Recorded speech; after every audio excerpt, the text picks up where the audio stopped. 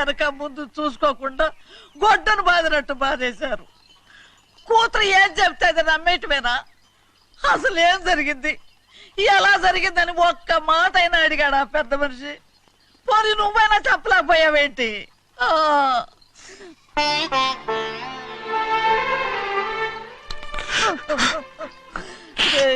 చిన్నయ్య ఏడుస్తున్నావయ్యా, పెద్దయ్య కొట్టాడని బాధపడుతున్నావా? అబ్బే, పెద్దయ్య కొట్టిన దెబ్బలు కాదని నేను బాధపడుతుంటా. ఈ నెలల్లో ఒక్కరోజు కూడా నేను ఆయన విడిచిపెట్టి ఉండలేదు. అలాంటిది 2 రోజులు అయిపోయింది ఆయన చూసి. అదే బాధగా ఉంది. బాధ ఇదే.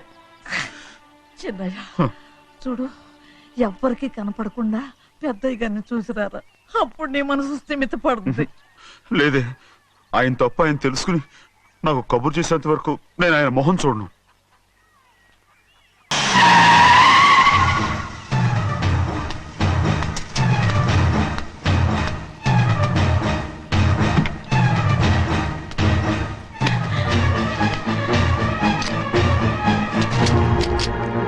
నేనా నీ వెంటబడి తిరిగాను?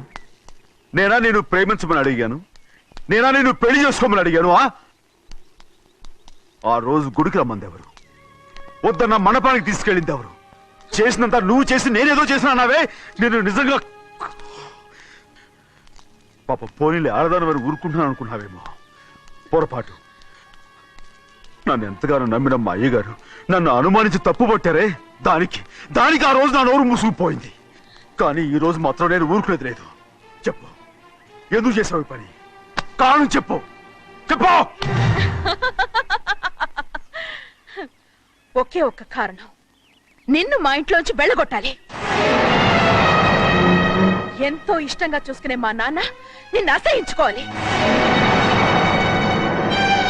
మా అక్క కుటుంబం 15 సంవత్సరాల నుంచి మా నాన్నకు దూరంగా ఉండటానికి కారణం నువ్వు. అంతేకాదు, మా అమ్మ మాకు లేకుండా పోవడానికి కారణం కూడా నువ్వే. అలాంటి నీకు మా ఇంట్లో రాజ మర్యాద, అందరి మీద అధికారం. కన్న కూతురైన నాకంటే మా నాన్నకి నీ మీద ఎక్కువ ప్రేమ. అందుకే నిన్ను ఇలా మోసం చేశాను, నమ్మించాను. అర్థమైందా? Good bye.